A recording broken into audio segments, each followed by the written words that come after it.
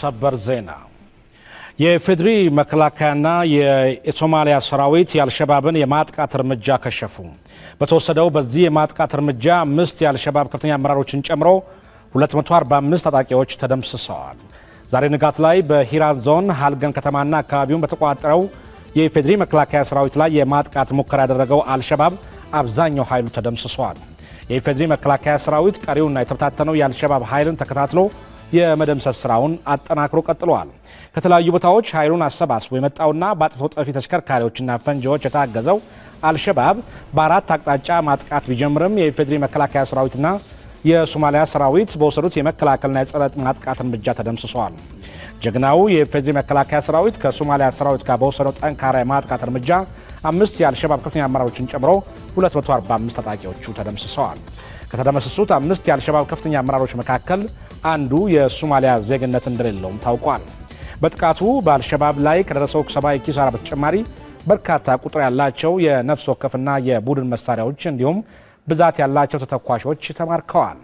የተማረኩት እነዚህ መሳሪያዎች የመደበኛ ሰራዊት ትጥቆች ሲሆኑ መጠናቸው እንዴትና ከማን እንደተገኙ ዝርዝር መረጃ እንደደረሰን እናሳውቃለን ሲል የፌድሪ መከላከያ ሚኒስቴር አስታውቋል።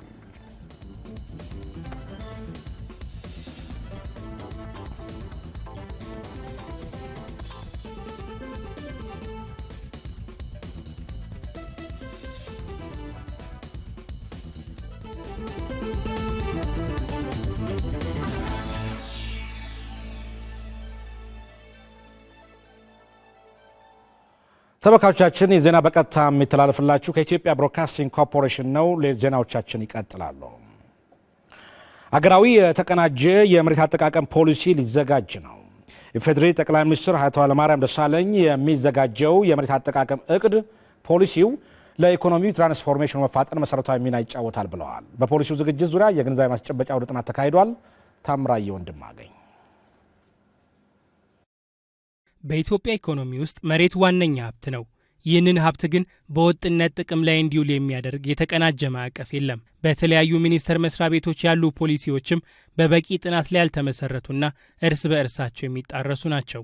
ይህም ስነ ምህዳራዊ ችግሮችን ከማስከተሉ ባለፈ ኢኮኖሚያዊና ማህበራዊ ተጽዕኖ ሲያሳርፍ ቆይቷል።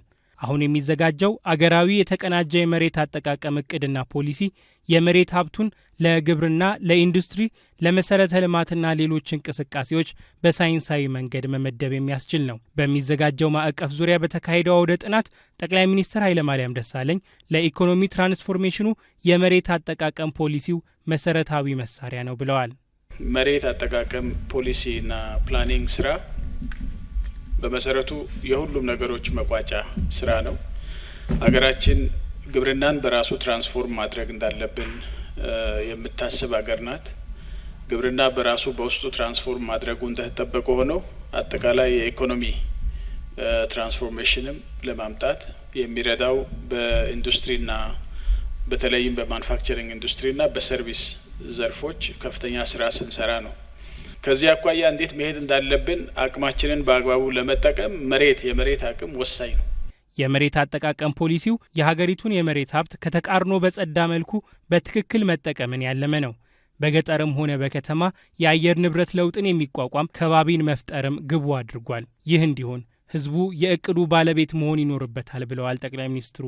የመጀመሪያው ሁሉም ስቴክ ሆልደርስ በተለይ ደግሞ ህዝቡ፣ የአካባቢው ህዝብ፣ ነዋሪው ህዝብ ባለቤት መሆን አለበት።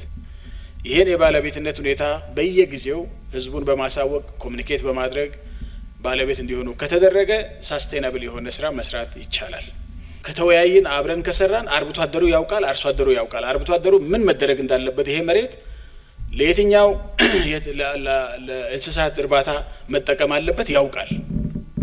ስለዚህ እሱ ኦውን ማድረግ አለበት። በማዕቀፉ ዝግጅት ጥናት እያደረጉ ያሉት ምሁራን የእቅዱ ዝግጅት ውስብስብ በመሆኑ ዘርፈ ብዙ ግብአቶች ይካተቱበታል ብለዋል። መሬት የምንለው እኛ እንደምናውቀው የምናርሰው ወይም ደን ያለበት ወይም ውሃ ያለበት ብቻ አይደለም። ከላይ ያለው ንፍቀ ክበብ ሁሉ፣ የአየሩ ሁሉ፣ ከታችም ደግሞ ጥልቅ የሆነው እሱም የመሬት አካል ነውና እነዚህ ውስብስብ ነገሮች በትክክል የሚዳኙበትና አንዱ ከሌላውን ሳይጎዳ ግን እንዲደጋገፍ ሆኖ እንዲናበብ ሆኖ ፕላን ማዘጋጀት እጅግ መሪ ነው የሚሆነው ለአንድ ሀገር።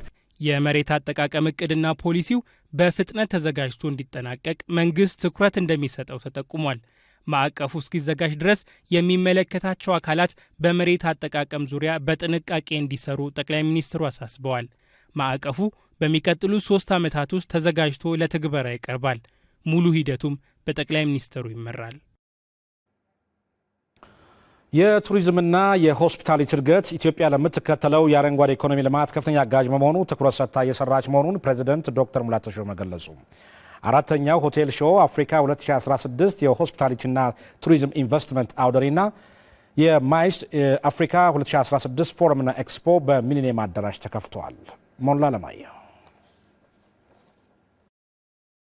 በዓለም አቀፍ ደረጃም ሆነ በአህጉር አፍሪካ በከፍተኛ ሁኔታ እያደጉ ከሚገኙ የኢኮኖሚ ዘርፎች ውስጥ ቱሪዝምና ሆስፒታሊቲ ኢንዱስትሪ ይገኝበታል። ኢንዱስትሪውን የበለጠ ለማሳደግና አስተዋጽኦን ለማስፋት ደግሞ ማስተዋወቅና ድጋፍ ማድረግ ዋነኛው መሳሪያ መሆኑን የዘርፉ ባለሙያዎች ይገልጻሉ። በኢትዮጵያም እያደገ የመጣውን የቱሪዝምና ሆስፒታሊቲ ዘርፍ እርስ በርስ ለማስተሳሰርና አስተዋጽኦን ለማጎልበት በመንግስትና በዘርፉ ተዋናዮች የተለያዩ ስራዎች የተከናወኑ ይገኛል። የዚሁ አካል የሆነ አራተኛው ሆቴል ሾው አፍሪካ 2016 የሆስፒታሊቲና ቱሪዝም ኢንቨስትመንት አውደ ርዕይና የማይስ ኢስት አፍሪካ 2016 ፎረምና ኤክስፖ በሚሊኒየም አዳራሽ በኢፌዴሪ ፕሬዝዳንት ዶክተር ሙላቱ ተሾመ ተከፍቷል። የተለያዩ ዓለም አቀፍ ተቋማት መቀመጫ የሆነችው ኢትዮጵያ ለቱሪዝምና ሆስፒታሊቲ ዘርፍ ተመራጭ መሆኗን ፕሬዝዳንቱ ተናግረዋል። ኢትዮጵያ as it is strictly follow the green industrialization line of economic development ኢትዮጵያ የምትከተለው የአረንጓዴ ኢኮኖሚ ልማት ነው። ለዚህ ደግሞ ከማምረቻው ዘርፍ ጎን ለጎን ለቱሪዝምና ሆስፒታሊቲ ዘርፍ እድገት ትኩረት ትሰጣለች። ምክንያቱም ለአረንጓዴ ልማት ፖሊሲያችን ዘርፉ አይነተኛ አስተዋጽኦ በማድረግ ኢኮኖሚያዊ ልማታችንን ያግዛል። በአውደ ርዕዩ ላይ የተገኙት የባህልና ቱሪዝም ሚኒስትር ኢንጂነር አይሻ መሐመድ በበኩላቸው ቱሪዝምና ሆስፒታሊቲ ያለውን ማህበራዊና ኢኮኖሚያዊ አስተዋጽኦ ለማሳደግ መንግስት እየሰራ መሆኑን ተናግረዋል። ከ140 በላይ ድርጅቶች በአውደ ርዕዩ የተሳተፉ ሲሆን ከ80 በላይ የሚሆኑት በዘርፉ የተሰማሩ ዓለም አቀፍ ድርጅቶች ናቸው። አዘጋጁ የኦዚ ቢዝነስና ሆስፒታሊቲ ግሩፕ መስራች አቶ ቁም ነገር ተከተል ኢትዮጵያ ያላትን አቅም ለመጠቀም ያግዛል ብለዋል። የቱሪዝም ሴክተሩ አሁን ወደ ቢዝነስ ቱሪዝም ወይም ወደ ማይስ ቱሪዝም ዳይቨርት እያደረገ ነው። ስለዚህ ሌጀር ቱሪዝሙ ላይ የሚወጣው ስፔንዲንግ በጣም ትንሽ ስለሆነ አገሮች የማይስ ኢንዱስትሪን ወይም ደግሞ የቢዝነስ ቱሪዝምን ፕሮሞት ወደ ማድረግ እየገቡ ነው። ያ የሚያሳየው ምክንያቱ ምንድነው? እንግዲህ ከሚያጠፉት ገንዘብ አቅም ጋር በተያያዘ ነው። የቱሪዝምና ሆስፒታሊቲ ዘርፉን የበለጠ ለማስተዋወቅና ለገበያ ለማቅረብ ብሎም የእርስ በርስ ግንኙነት ለመፍጠር ያግዛል ያሉት ደግሞ በአውደ ርዕዩ ላይ የተሳተፉ ድርጅቶች ናቸው።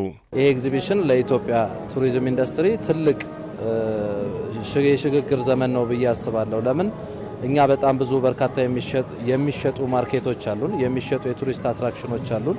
እነዛን አትራክሽኖች ፕሮሞት ማድረግ የምንችለው በእንደነዚህ አይነት ዓለም አቀፍ የሆኑ ዓለም አቀፍ ታዳሚዎችም የሚገኙባቸው የኤግዚቢሽኖች ሲዘጋጁ ነው ብዬ አምናለሁ። ጥሩ ኮኔክሽን፣ ጥሩ ሊንክ ይኖራል ብዬ አስባለሁ። ከአሁን ጀምሮ እያየናቸው ነውና ብዙ ሰዎችም እየጎበኙን ነው። ተመልካቾቻችን ቀደም ሲል በሰበር ዜናችን እንደገለጽነው የኢፌዴሪ መከላከያ ሰራዊትና የሶማሊያ ሰራዊት የአልሸባብን የማጥቃት እርምጃ አክሽፈዋል። በተወሰደው በዚህ የማጥቃት እርምጃም 5 የአልሸባብ ከፍተኛ አመራሮችን ጨምሮ 245 ታጣቂዎች ተደምስሰዋል። በዚህ ጉዳይ ላይ ተጨማሪ ማብራሪያ እንዲሰጡን የመንግስት ኮሚኒኬሽን ጉዳዮች ሚኒስትር አቶ ጌታቸው ረዳን እዚህ ስቱዲዮአችን ጋብዘናል። እንደምን አመሹ አቶ ጌታቸው፣ እንኳን ደህና መጡ። እስቲ ዛሬ እንግዲህ እዚህ የማጥቃት እርምጃው ተካሂዷል። ዛሬ ምንድነው የተለየ የሚያደርገው ነገር? እስቲ ወደ ማጥቃት እርምጃው እንደሚታወቀው አልሸባብ በተለይ የተወሰነ ድጋፍ ያስገኝልኛል ብሎ የሚያስባቸው አጋጣሚዎች ሲያገኝ ያለ የሌላ ኃይሉን በማሰባሰብ በተለይ በአሚሶም ካሁን በፊት በኬንያ፣ በቡሩንዲ፣ በኡጋንዳም ሰራዊት ላይ እንደዚህ አይነት ተመሳሳይ እርምጃዎችን በመሞከር የወደቀ ሞራል የደጋፊዎችን ሞራል ለማነሳሳት የሚሞክርባቸው አጋጣሚዎች እንደሆኑ ነው የሚታመነው። የዛሬውን ጥቃት ከዚህ አንጻር ነው ማየት የሚቻለው። ለማንኛውም አልሸባብ ይሄንን ሲያደርግ በተለይ በኢትዮጵያ ሰራዊትና በአሚሶም ስር ባለውም ሆነ ይህንን እንቅስቃሴ በሚደግፈው ኢትዮጵያ ሰራዊት በተደጋጋሚ ጥቃት እየደረሰበት በርካታ ቦታዎችን ያጣ እዚህ በሚባል ኦፕሬሽናል አቅሙም ሙሉ በሙሉ የተዳከመበት ሁኔታ ተፈጥሮ ነበር። ስለዚህ ያንን የጠፋን ህሉና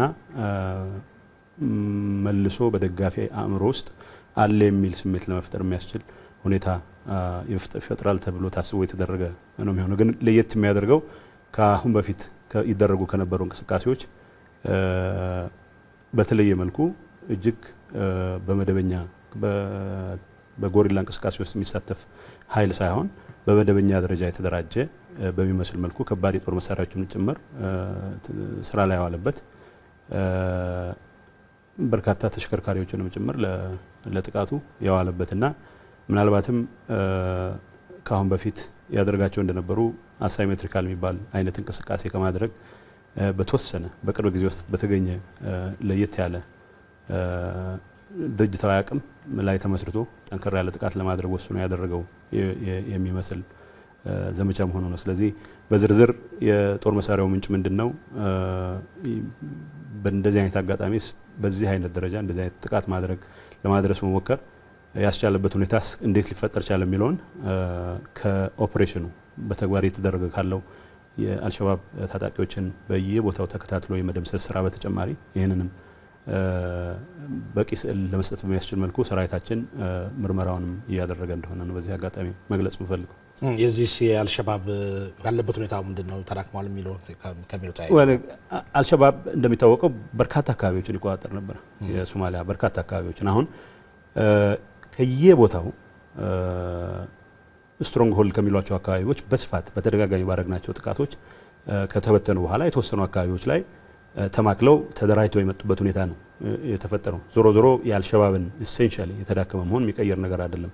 እንዳውም በተቃራኒው አልሸባብ ፓርቲንግ ሾት ነው የመጨረሻ ኃይሉን ኃይሉን አጠናክሮ በቁጥር በሰው ኃይልም አት ዘ ሴም ታይም አሁን ከአሁን በፊት ይጠቀምባቸው ከነበሩት ቀላል መሳሪያዎችና ለአሳይሜትሪካል ውጊያ የሚያገለግሉ ፈንጂዎች ውጪ ከባድ መሳሪያዎችን ጭምር ታጥቆ ያደረገው እንቅስቃሴ ነው። ስለዚህ የአልሸባብ እንደ አዲስ መነቃቃትን ሳይሆን ይልቁንም ከሞት አፋፍ ላይ የደረሰ ድርጅት በቀደሙትም በአዲሶቹም ደጋፊዎቹ ድጋፍ ላይ ተመስርቶ የመጨረሻ የሚባል ጠንከር ያለ እርምጃ ለመውሰድ አስቦ የተንቀሳቀሰ መሆኑን ነው የሚያሳየው። ዞሮ ዞሮ ጥቃቱ የፍላጎቱን ያክል ሊሰምር አልቻለም ብቻ ሳይሆን ኢትዮጵያ ሰራዊት አሚሶም ስር ያለውም ሆነ ከዛ ውጭ ያለው ኢትዮጵያ ሰራዊት እንዲሁም የሶማሊያ ብሔራዊ ጦር በሚያደርጉት ተከታታይ አሁንም እየተደረገ ባለው ተከታታይ ጥቃት ከነዛ አካባቢዎች ሙሉ በሙሉ ተጠራርጎ ሊወጣ የሚችልበትን እድል ራሱ የፈጠረ ይመስለኛል። በቀጣይስ እንዴት ነው የመንግስት ዝግጁነት ምን ይመስላል? የአልሸባብን ለመደምሰስ የሚደረገው ጥረት አልሸባብን ለመደምሰስ የሚደረገው ጥረት በዋናነት የሶማሊያ ብሔራዊ ጦር እና የሶማሊያ ሕዝብ እንቅስቃሴ ነው እንጂ ደጋፊ ሚና ነው ያለ። ግን በተለይ ኢትዮጵያ ባለፉት ጥቂት ዓመታት አልሸባብን በማዳከምና አልሸባብን ከበርካታ የሶማሊያ አካባቢዎች ጠራርጎ ማውጣት ረገድ የኢትዮጵያ ሰራዊት የሰራው እጅግ በጣም አርአያነት ያለው ተግባር አለ። ያንን አጠናክረን እንቀጥላለን። ምክንያቱም ኢትዮጵያ ሰላም ለማረጋገጥ በሚደረገው እንቅስቃሴ ውስጥ አልሸባብ ስጋት ሆኖ እንዳይቀጥል ማድረግ የሚቻለው በሚንቀሳቀስባቸው አካባቢዎች ላይ ሁሉ እዚህ ገባ የሚባል ጥቃት መሰንዘር በማያስችለው ደረጃ ሙሉ በሙሉ ሲወገድ ስለሆነ መንግስታችንም ከሌሎች በጉዳዩ ላይ ተመሳሳይ አቋም ካላቸው ወገኖች ጋር በመሆን የጀመራቸውን ጠንካራ ስራዎች አጠናክረው የሚቀጥል ነው የሚሆነው። እንዳልኩት አሁን በሚታየው ሁኔታ ምናልባት ሁሉም ወገኖች የአልሸባብ የሽብር እንቅስቃሴ በአንድ ወይም በሌላ መልኩ ትርፍ ያስገኝልናል ብሎ የሚያምኑ ወገኖች የመጨረሻ አጋጣሚ ለመጠቀም የሞከሩበት እድል ተፈጥሮም እንደሆነ ያ ሊሆን እንደማይችልና አንዳችም አይነት እንቅስቃሴ በሚገባው ደረጃ ቅጣት ሳይሰጠው እንደማይታለፍ በሚያረጋግጥ መልኩ ስራችንን የምንሰራ ነው የሚሆነው ማለት ነው። አቶ ጌታቸው ረዳ እዚህ ስቱዲዮአችን መጥተው ስለሰጡ ማብራሪያ ከልብ አመሰግናለሁ። አመሰግናለሁ። ተመልካቾቻችን ዜናዎቻችን ይቀጥላሉ። የህብረተሰቡን ተጠቃሚነት የሚያደናቅፉ የመልካም አስተዳደር ችግሮችን ከመሰረቱ በመፍታት ዘላቂ ልማት ለማረጋገጥ በቁርጠኝነት መሰራት እንዳለበት የጨፌ ኦሮሚያ አፈ ጉባኤ አቶ ለማ መገርሳ አሳሰቡ። አምስተኛው የጨፌ ስራ ዘመን አንደኛ ዓመት አስቸኳይ ስብሰባ ከ1.6 ቢሊዮን ብር በላይ የክልሉን ተጨማሪ በጀት ረቂቅ አጽድቋል። ጨፌው በተጨማሪም የሁለት ከፍተኛ አመራሮችን ያለመከሰስ መብትን በማንሳትና ሹመትንም አጽድቋል። ከኦሮሚያ ራዲዮና ቴሌቪዥን ድርጅት የደረሰንን ዘገባ ፀሐይ ኃይሉ ታቀርበዋለች። በአዳማ ከተማ የተካሄደው 5ኛው የጨፌ ኦሮሚያ ምክር ቤት አንደኛ አስቸኳይ ስብሰባ በክልሉ እየተከናወኑ ያሉ የልማትና የመልካም አስተዳደር ስራዎች አጠናክሮ መቀጠል የሚያስችሉና በሌሎች ጉዳዮች ላይ ያተኮረ ነው። ጨፌውን በንግግር የከፈቱት የጨፌ ኦሮሚያ አፈ ጉባኤ አቶ ለማ መገርሳ በክልሉ ብሎም በሀገሪቱ እየተከናወኑ ያሉ የልማት ስራዎች እንዲፋጠኑ በመልካም አስተዳደር ችግሮች ዙሪያ ልዩ ትኩረት ሰጥቶ መስራት ይጠበቃል ብለዋል። እንደሳቸው ገለጻ የጨፌው አብይ አጀንዳ ጨፌ ኦሮሚያ ባሉት መዋቅሮች የህብረተሰቡን ሁለንተናዊ ተጠቃሚነት ለማረጋገጥ የወጡትን አጀንዳዎች ለመቆጣጠርና ለተፈጻሚነታቸው ትኩረት ሰጥቶ ይሰራል ብለዋል። ጨፌን ከበጀማን ኩኒስ አመንቱማ ኡመተ በከሰቡ ፈቴ ጫላት ምርከኔሱፍ ይህ የተከበረው ጨፌ የወከለውን ህዝብ አመኔታ ይበልጥ ለማረጋገጥ እንዲሁም በዚህ ረገድ ላለው ስራ ስኬት ተልእኮም በግንባር ቀደምትነት እየተወጣ ነው። በቀጣይም የሚጠብቀን ስራ ከባድ መሆኑ የሚያጣይቅ አይደለም። በመሆኑም በዚህ ጊዜ የህዝባችን ተሳትፎና ድጋፍ ከምን ጊዜውም በበለጠ የሚያስፈልገን መሆኑን በዚህ አጋጣሚ መግለጽ እፈልጋለሁ። አስቸኳይ ስብሰባው በተጨማሪም ለበጀት አመቱ ቀሪ ጊዜያት የክልሉን የ1.6 ቢሊዮን ብር በላይ ተጨማሪ በጀት ረቂቅ አጽድቋል። በጀቱ በክልሉ መንግስት ከሚከናወኑ የሰላምና የልማት ተግባራት በተጨማሪ በድርቁ ምክንያት በዜጎች ላይ ጉዳት እንዳይደርስ የክልሉን ልማትና ሰላም የበለጠ ለማጠናከር እንዲሁም አዳዲስ ፕሮጀክቶችንና ጅምር ፕሮጀክቶችን ለማጠናቀቅ ለሚገጥመው የበጀት እጥረት በማስፈለጉ እንደሆነም ተጠቅሷል። በሌላ በኩል አስቸኳይ ስብሰባው የሁለት ከፍተኛ አመራሮችን ያለመከሰስ መብትን ለማንሳት በኦሮሚያ ስነ ምግባርና ጸረ ሙስና ኮሚሽን የቀረበውን ጥያቄ አጽድቋል። በዚህም መሰረት የጨፌ አባልና በምክትል ርዕሰ መስተዳደር ማዕረግ የቀድሞ የክልሉ ግብርና ቢሮ ኃላፊ የነበሩ አቶ ዘላለም ጀማነ ያለመከሰስ መብት አንስቷል። አቶ ዘላለም ከፍተኛ የክልሉ መንግስትና ድርጅት አመራር በነበሩበት ወቅት የተጣለባቸውን ህዝባዊ አደራና ወገንተኝነት ወደ ጎን በመተው የተሰጣቸውን ኃላፊነት በመጠቀም የማይገባቸውን ሀብት በማካበትና የህዝብና የመንግስት ሀብትና ንብረትን በመዝረፍ በከፍተኛ ወንጀል ተጠርጥረው በቂ መረጃ እንዳለ የክልሉ የስነ ምግባርና ጸረ ሙስና ኮሚሽን በመጠቆሙ ያለመከሰስ መብታቸው ተነስቷል። እንዲሁም የሱሉልታ ከተማ ምክትል ከንቲባ አቶ ዲሮ ደሜ በመንግስት ስልጣን ያላግባብ በመጠቀም በስማቸውና በዘመዶቻቸው ስም በርካታ የህዝብና የመንግስት መሬትና ንብረት በመዝረፍ ወንጀል ስለተጠረጠሩ በጸረ ሙስና ኮሚሽን ጥያቄ መሰረት ጨፌው ያለመከሰስ መብታቸውን አንስቷል። የጨፌው አባላትም በጉዳዩ ላይ በስፋት ከተወያዩ በኋላ ውሳኔው ትክክለኛና ህዝባዊ ወገንተኝነትን ያረጋገጠ ነው ብለዋል። ጨፌው በመጨረሻም የክልሉ ጠቅላይ ፍርድ ቤት ፕሬዝዳንትና ምክትል ፕሬዝዳንት የቀረበውን የሹመት ጥያቄ አጽድቀዋል። የአምስተኛው የጨፌ ስራ ዘመን አንደኛ ዓመት አንደኛ አስቸኳይ ስብሰባም የቀረበውን ሹመት በሙሉ ድምጽ በማጽደቅ ተጠናቋል። የኢትዮጵያ ብሮድካስቲንግ ኮርፖሬሽን ይበልጥ ተደራሽነቱን ለማስፋት በአዳዲስ አማራጮች ብቅ ብሏል። የመረጃ የመዝናኛና አስተማሪ ፕሮግራሞችን በቀጥታ ለማየት ላልቻሉ እንዲሁም በየትኛውም የዓለም ጫፍ ለሚገኙ ተመልካቾቻችን ተደራሽ ለማድረግ በጉግል ዓለም አቀፍ አገልግሎት ተመዝግቦ አዲስ የዩቲዩብ ድረገጽ ከፍቷል። በቅድሚያም www.youtube.com/ebc world ብለው ይግቡ። ወደ መጀመሪያው የመግቢያ ገጽ እንደገቡ በመምረጥ ወይም ሰብስክራይብ በማድረግ የዚህ ገጽ ተከታታይ ይሁኑ። ትኩስና ዕለታዊ ዜናዎች፣ ፕሮግራሞች፣ ድራማዎች በየዕለቱ ይደርሶታል። የወደዱትን ምስል ወይም ቪዲዮ ላይክ ለማድረግ ወይም ለወዳጆቹ ለማካፈል ወይም ሼር ለማድረግ በተጨማሪም የፈለጉትን አስተያየት ለማስፈር ይረዳዎታል። በዚህ የዩቲዩብ ገጻችን ዕለታዊ የሚሆኑ ቆየት ያሉ ዜናዎች፣ ዶክመንተሪ ፊልሞች፣ ሳምንታዊ ፕሮግራሞች እንዲሁም በቀጥታ ስርጭት የተላለፉ ዝግጅቶች፣ ድራማዎች በየትኛውም ጊዜና ቦታ በየትኛውም መንገድ ለማግኘት ይችላሉ። የኢትዮጵያ ብሮድካስቲንግ ኮርፖሬሽን። ዜናዎቻችን እንደቀጠሉ ናቸው። ዙና ትሬዲንግ በሚል ድርጅት ስም የሲኖትራክ ተሽከርካሪ መኪና አስመጣላችኋለሁ በማለት ከበርካታ ግለሰቦች ገንዘብ በመቀበልና በመሰወር የተጠረጠሩት አቶ ዘሪሁን ጌታሰው ወደ ኢትዮጵያ እንዲመለሱ ማድረጉን በፌዴራል ፖሊስ የድንበር ዘለል ተፈላጊዎች ክትትልና ኢንዶክትሪኔሽን አፋጽም ማስተባበሪያ አስታወቀም። ተጠርጣሪው ግለሰብ በቁጥጥር ስር የዋሉት በዩናይትድ አረብ ኤሚሬትስ በነበሩበት ወቅት የፌዴራል ፖሊስ ኮሚሽን እና የዓለም አቀፉ የፖሊስ ድርጅት ኢንተርፖል ባደረጉት የተቀናጀ ክትትል እንደሆነም ተገልጿል። ሳሙኤል ዮሐንስ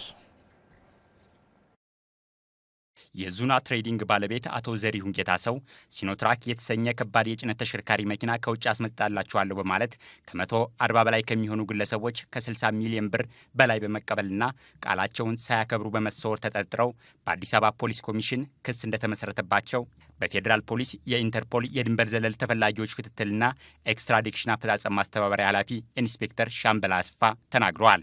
የአዲስ አበባ ፖሊስ ኮሚሽን የምርመራ መዝገብ የደረሰው የፌዴራል ፖሊስ የኢንተርፖል የድንበር ዘለል ተፈላጊዎች ክትትልና ኤክስትራዲክሽን አፈጻጸም ማስተባበሪያ ከዓለም አቀፉ የፖሊስ ድርጅት ኢንተርፖል ጋር ባደረገው ክትትል ተጠርጣሪው አቶ ዘሪሁን ጌታሰው በተባበሩት አረብ ኤሚሬትስ በቁጥጥር ስር ውለው ወደ ኢትዮጵያ እንዲመለሱ መደረጉን ኢንስፔክተር ሻምበል አሰፋ ተናግረዋል።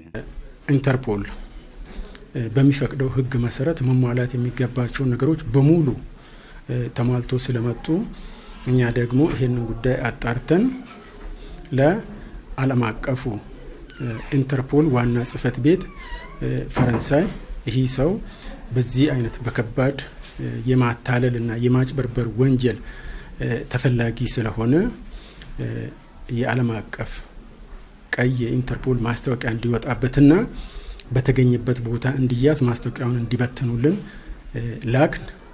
የሄደው ዱባይ ነው ተብሎ ስለነበረ መረጃ ስለደረሰን ከኢሚግሬሽንም ወደዛ መሄዱን መረጃ ማረጋገጫ ስላገኘን ለዩናይትድ አረብ ኤሚሬትስ ለአቡዳቢ ኢንተርፖል ደብዳቤ ጽፈን ከዛ በቁጥጥር ስር ውሏል።